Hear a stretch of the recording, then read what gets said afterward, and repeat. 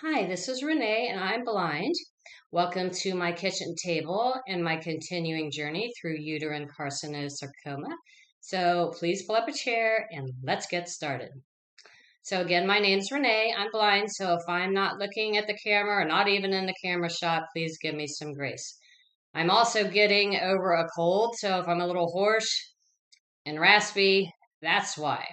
So let's get on with the purpose of this video, which is talking about my first chemo.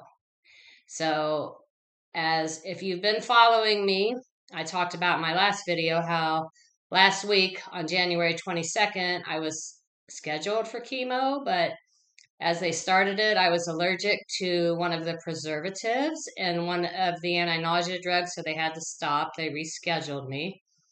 And this chemo was no less exciting because my husband had been battling a cold for the past 2 weeks.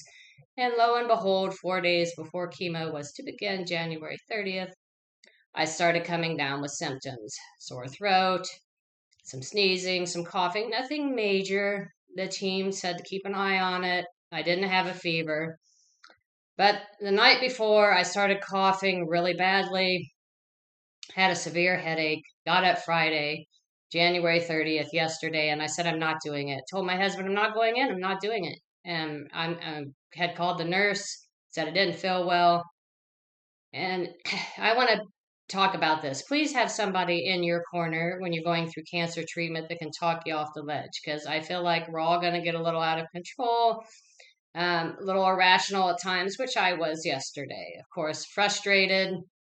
My husband said, Renee, how about you go in and let the doctors make the decision? And thank God for that.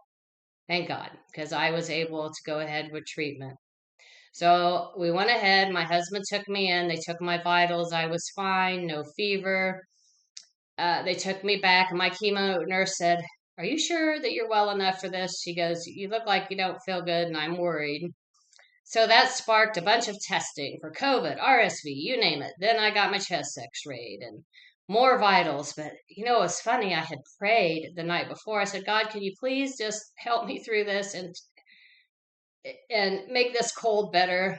And I am believing he answered my prayer, because by the time that we had spent hours and hours at the hospital, and the nurse practitioner who works with my doctor came in and said, Renee, we treat people with colds. You don't have a fever. I'm not too concerned. Plus, you have 7 to 10 days with your immunity at full strength after chemo, which is a good thing. And I'm really on the downswing of this, so she felt it was safe. So into the chemo chair I go. They hooked me up. They started the anti-nausea meds. No problems there. And then right before the paclitaxel, which is one of the chemos they gave me, started, I put on cryotherapy gloves and socks. And I put some liners on with them, like glove liners and sock liners that skiers wear. The gloves, I think I'm going to actually wear the skier socks on my hands next time, because the gloves weren't thick enough. And I'm telling you, it was cold, very cold on my hands. The instructions said if you're burning or hurting, to take those cryotherapy off. So I did.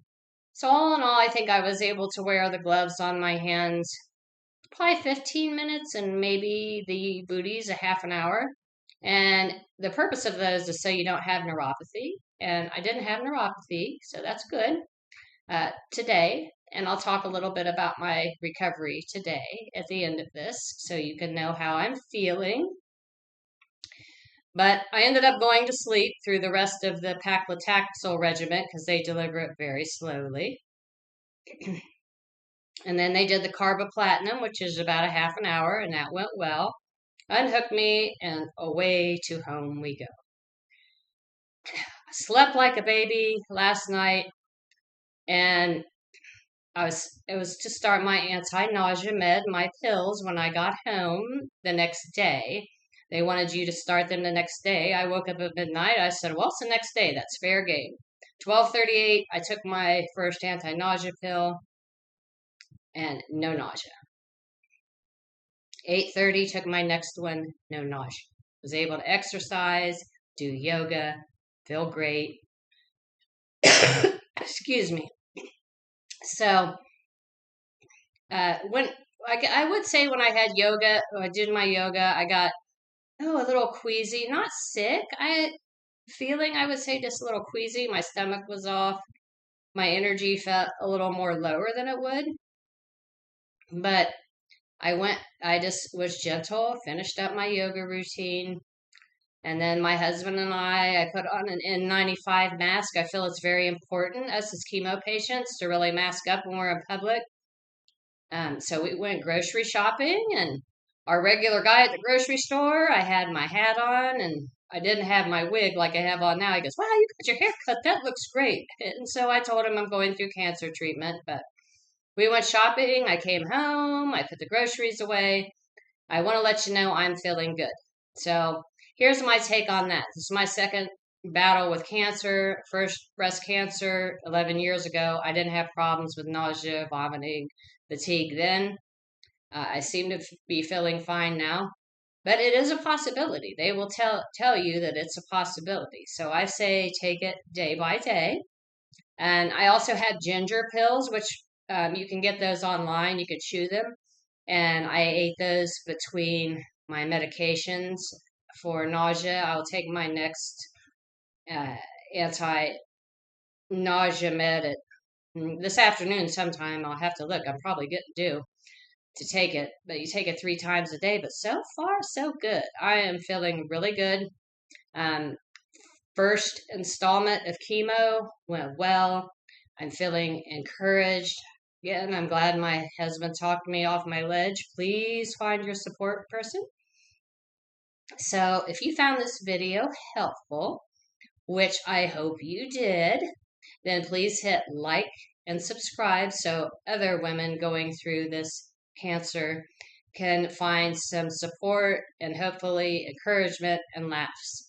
So until next video, let's all stay carcinosarcoma strong.